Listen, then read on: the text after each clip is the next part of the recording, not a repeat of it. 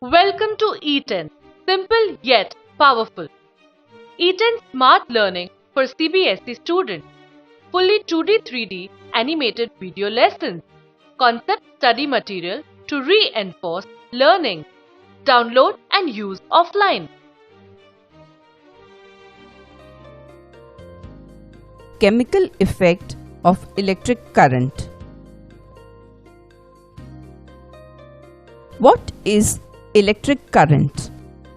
We know that world around us is made of atoms which are made up of electrons, neutrons and protons.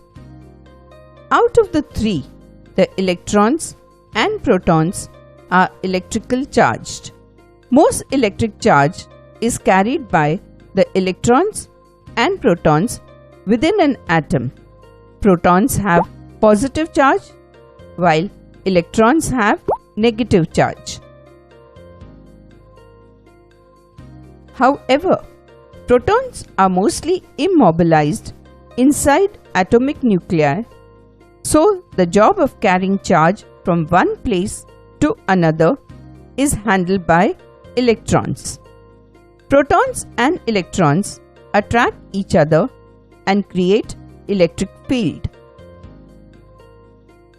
Arrange the materials to form a circuit by connecting the wire, bulb, switch and batteries as shown.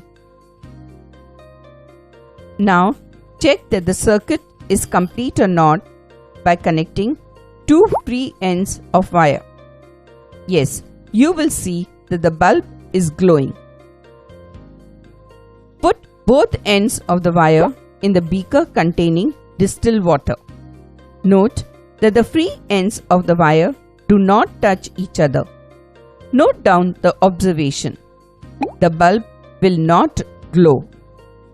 Put the both ends of the wire in a beaker containing tap water and note down the observation. The bulb will glow dim. Now add 1 spoon of salt in the beaker and stir it well. You will find that the bulb will glow. Take 100 ml of tap water and add 20 ml of lemon juice in the beaker. Put both the ends of the wire in the beaker.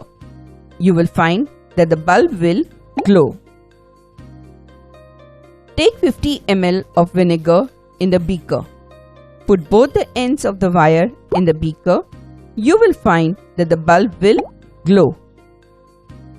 Put both ends of the wire in the beaker containing dilute sulfuric acid. Note that the free ends of the wire do not touch each other. You will observe that the bulb will glow.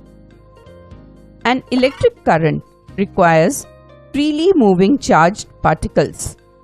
These moving charged particles are referred to as charge carriers. In metals, the charge carriers are electrons, whereas in liquid, ions are the charge carriers. What are ions? An atom or group of atoms that have a positive or negative charge are called ions. So when impurities like salt are dissolved in water, they form ions, and these ions make it possible for an electric current to pass through the solution. As you switch on the battery, you should start to see bubbles forming. As everyone knows, a water molecule is formed by two elements, two positive hydrogen ions and one negative oxygen ion. The water molecule is held together by the electromagnetic attraction between these ions.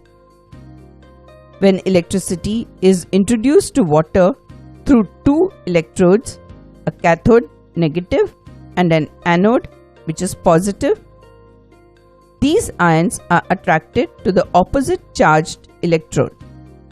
Therefore, the positively charged hydrogen ions will collect on the cathode and the negatively charged oxygen will collect on the anode. After 30 minutes, you will observe the volume of gases formed in each tube. Are the volumes of the gases equal? Take a glowing splinter and open the cork at which less amount of gas is produced. The splinter burns with a flame, therefore we can say the gas is oxygen. Close the cork. Take another splinter and open the cork at which more amount of gas is produced. This splinter will put out with a cracking sound, but the gas will burn with a blue flame. Hydrogen possesses this property. Therefore, we can say the gas inside this test tube is hydrogen.